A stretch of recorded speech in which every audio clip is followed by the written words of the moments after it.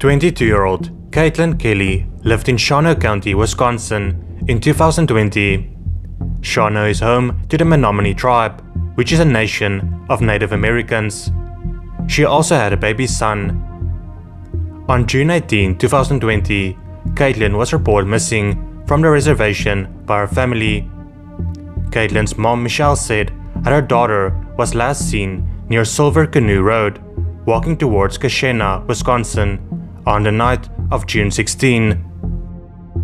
A black SUV was seen parked outside of her home in Shawano a little after 2 a.m. on June 17. Tribal police and other police departments conducted extensive searches for Katelyn in the area where she had last been seen in the days following her disappearance.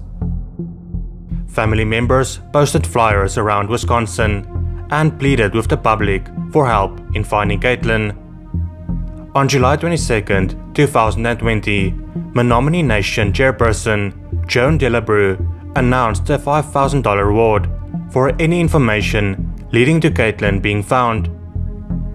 Despite the investigators and the family's efforts, the case would go cold for a while. Then in March 2021, Menominee Tribal Police made an announcement regarding Katelyn's disappearance. They said that human remains were discovered on the reservation on March 17th. On March 22nd, after an autopsy was done, it was confirmed that the remains belonged to Katelyn Kelley. Investigators have not yet announced the manner in which Katelyn passed away or where her remains on a reservation was located. 22-year-old Tyesha Bell lived in Chicago, Illinois with her sister and her 2 daughters. On the evening of May 10, 2003, Tyesha left her home moments after receiving a mysterious call. She was never seen again. Investigators believe that she intended to go back home, as she left her 2 daughters behind with the television on, and had also left her handbag and candles lit in her room. Foul play was suspected. Investigators tried to find Tyesha and also hoped that someone could come forward with more information. Following her disappearance, investigators interviewed an unidentified person of interest in the case. But after searching the person's home and car, the lead fizzled out. Tyesha's mom, Lorna, said, "Until I get a knock on my door and police tell me they have found my daughter's remains, I will continue to think of her as alive." 18 years later, in 2021, she got that knock on the door. In December 2020, Tyesha's remains, clothes, and personal items were found in a wooded area of Kane County, Illinois. In 2021, using dental records and DNA, investigators were able to identify the remains as belonging to Tyesha Bell.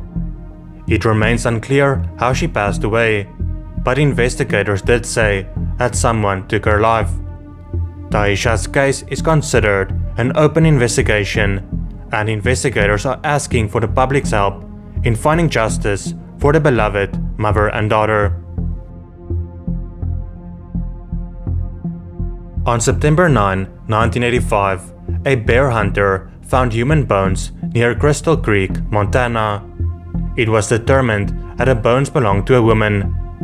It was believed that she was most likely Asian and of Japanese ethnicity, yet she may have had Caucasian heritage. She had dental work unique to Asia, which was extensive and of good quality. The woman also had thin, wavy, and treated black to light brown hair. Teeth on the right side of her mouth indicated that she was a smoker. She had prominent cheekbones and was most likely right-handed.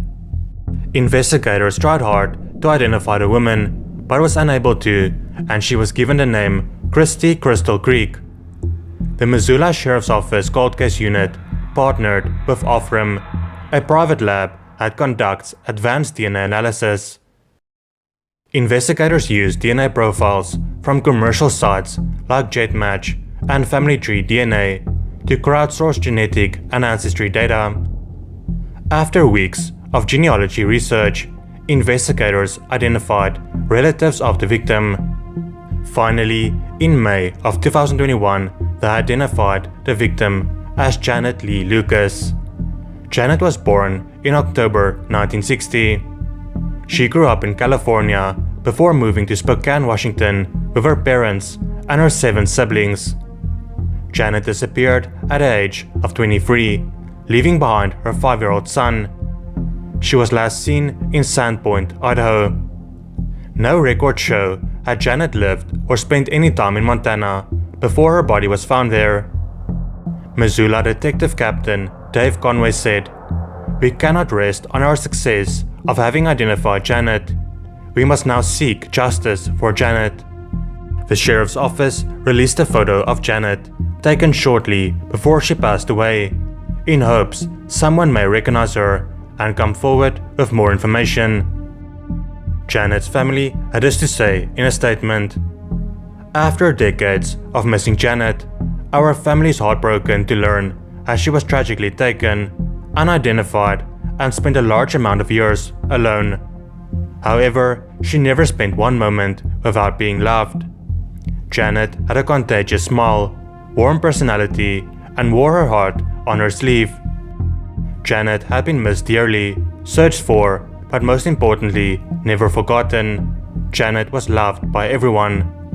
Not only was she a mother, she was a daughter, a sister, an aunt, a friend, and now a grandmother to 4 beautiful children. We are grateful to finally be able to bring her home to us, as well as bring Janet the peace and rest she so deserves." Investigators believe that Wayne Nance might be responsible for taking her life. He has been linked to many similar crimes in the area, but he was never found guilty as he passed away in 1986.